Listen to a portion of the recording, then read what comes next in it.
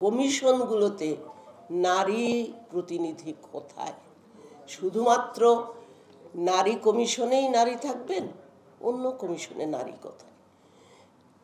কোথাও একেবারে মানে কি বলবো, যেটাকে টোকেনিজম বলা হয়, প্রতীকী অংশগ্রহণ। ডেইলি স্টারে সম্ভবত বসেছিলাম আমরা, বিআইডিএসেও বসেছিলাম একবার।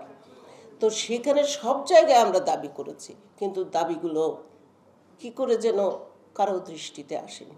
তো আমরা কি ধরে নেব যারা আছেন ঐকমত্য কমিশনে বা যারা এই কমিশনগুলোতে কাজ করছেন তারা নারী বিদ্বেষী?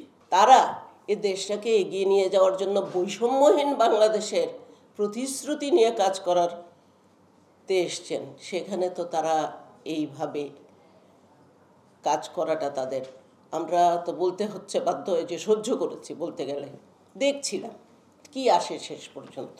কিন্তু শেষ পর্যন্ত তারা আমাদেরকে কিন্তু শুধু হতাশই করেননি, ক্ষুব্ধ করেছেন। এত আন্দোলন, এত কিছুর পরে সেই সুফিয়া কামালের কথা মনে হচ্ছিল, শামসুন নাহার মাহমুদের কথা মনে হচ্ছিল, আমাদের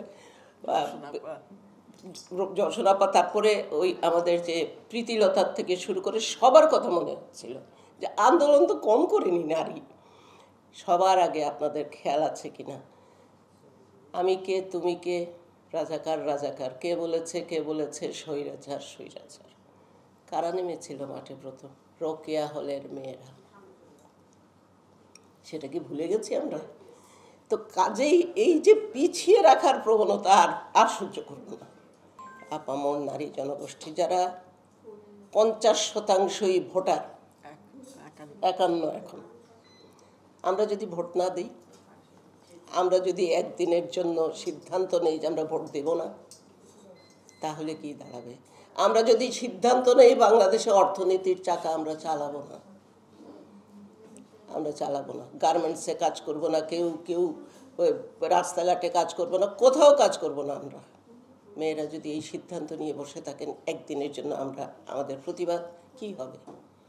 এইটার ক্ষতি কি? অর্থনীতিবিদ এখানে মুয়াজ্জম আছেন, কত ক্ষতি হবে? রাজনীতি, অর্থনীতি সব আছে, কিন্তু মেয়েদের নীতি নাই।